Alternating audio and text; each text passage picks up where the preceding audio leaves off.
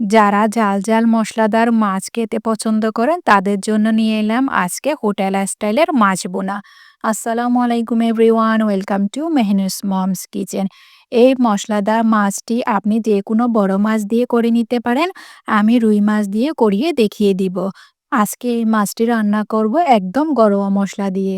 আমি এখানে 7 পিসের মতো রুই মাছ নিয়ে নিয়েছি। পরিষ্কার করে হাফ টি স্পুন লবণ দিয়ে দিলাম, হাফ টি স্পুন হলুদের গুঁড়া দিয়ে দিলাম, সেই সাথে দিয়ে দিব এখানে 1 টেবিল স্পুনের মতো মরিচের গুঁড়া। এবার হলুদ, মরিচ আর লবণ মাছের গায়ে ভালো করে মাখিয়ে নিব। মাখিয়ে নেওয়ার পর এই মাছটাকে আমি মেরিনেট করে রাখবো প্রায় 10 থেকে 15 মিনিটের জন্য। এতে করে মাছের একটি আষ্টে গন্ধ থাকে, এটি চলে যাবে। 10 থেকে 15 মিনিট রেস্টে রাখার পর চুলায় একটি পাতিল বসিয়ে এর মধ্যে দিয়ে দিলাম পরিমাণ মতো তেল। তেলটি এমনভাবে দিতে হবে মাছ ফ্রাই করার পর যেন এই তেল দিয়ে আমি রান্নাটা করে নিতে পারবো। এবার আমি মাছটা দিয়ে দিলাম। সম্পূর্ণ মাছ দিতে যাবেন না, 2, 3, 4 পিস করে ভেজে নেবেন। কেন একটার সাথে একটা মাছ লেগে মাছ ছিঁড়ে যাওয়ার সম্ভাবনা থাকে। এইভাবে করে উল্টে পাল্টে আমি মাছটিকে ভেজে নিয়েছি। হালকা বাদামি করে আমি সম্পূর্ণ মাছ এভাবে করে ভেজে নিয়েছি। ভেজে নেওয়ার পর আমি একটি পাশে উঠিয়ে রাখবো। যেহেতু আজকে হোটেল স্টাইলের মাছ রেসিপি করে দেখাবো, সেজন্য এখানে তেল একটু বেশি পরিমাণেই লাগবে। সেই পরিমাণে আমি তেলটি ইউজ করেছি।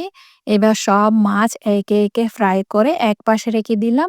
সেম তেলে আমি দিয়ে দিলাম 3টি এলাচ, 1 টুকরা দারুচিনি, 4-5টি লবঙ্গ, 1টি তেজপাতা। গরম মসলাটি তেলে একটু ভাজার পর দিয়ে দিলাম হাফ কাপের মতো পেঁয়াজ কুচি। পেঁয়াজ কুচি দিয়ে ভালো করে নেড়ে দিয়েছি। পেঁয়াজগুলাকে এবার আমি হালকা বাদামি করে ভেজে নিয়েছি। এর মধ্যে দিয়ে দিব 1/4 কাপের মতো পেঁয়াজ বাটা।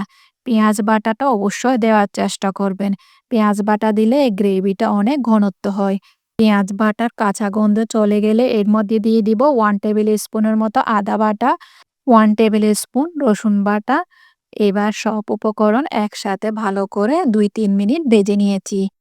মশলাটির যখন কাঁচা গন্ধ চলে যাবে তখন এর মধ্যে আমি দিয়ে দিব 1 কাপ টমেটো কুচি।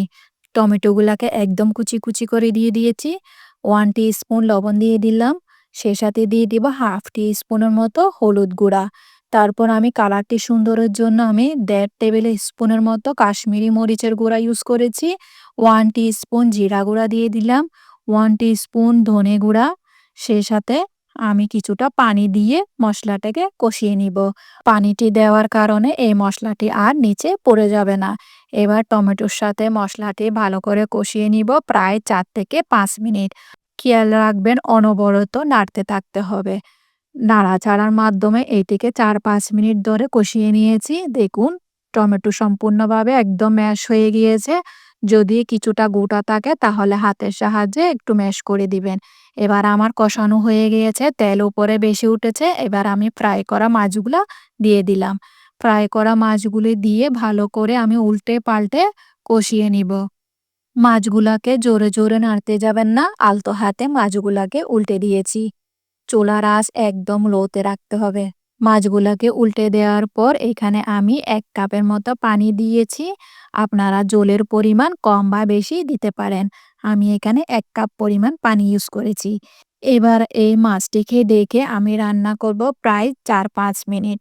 মাছ রান্না হতে বেশি সময় লাগে না, সেজন্য 4-5 মিনিট পরে আমি ঢাকনা উঠিয়ে দেখব আমার মাছ পুরোপুরি রান্নাই শেষ। জলের পরিমাণ যদি বেশি থাকে তাহলে আপনি চুলা বড় করে দিয়ে জলের পরিমাণ শুকিয়ে নিতে পারেন।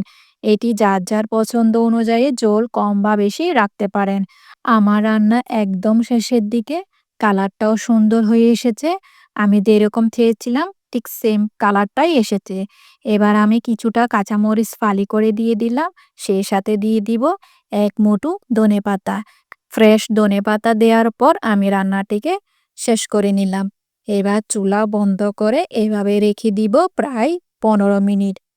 গরম গরম থাকা অবস্থায় এটি সার্ভ করতে যাবেন না। চুলা বন্ধ করে ঢাকনা দিয়ে আমি রেখে দিব 10 থেকে 15 মিনিট। 10-15 মিনিট পর আমি একটি সার্ভিং ডিশে তুলে দেখিয়ে দিলাম। আমার রেসিপি যদি ভালো লেগে থাকে তাহলে ফ্রেন্ডস এন্ড ফ্যামিলির সাথে অবশ্যই শেয়ার করবেন। তৈরি হয়ে গেল আমার হোটেল স্টাইলের মাছ বোনা। দেখা হবে নতুন আরেকটি রেসিপি নিয়ে। সে পর্যন্ত ভালো থাকবেন, সুস্থ থাকবেন।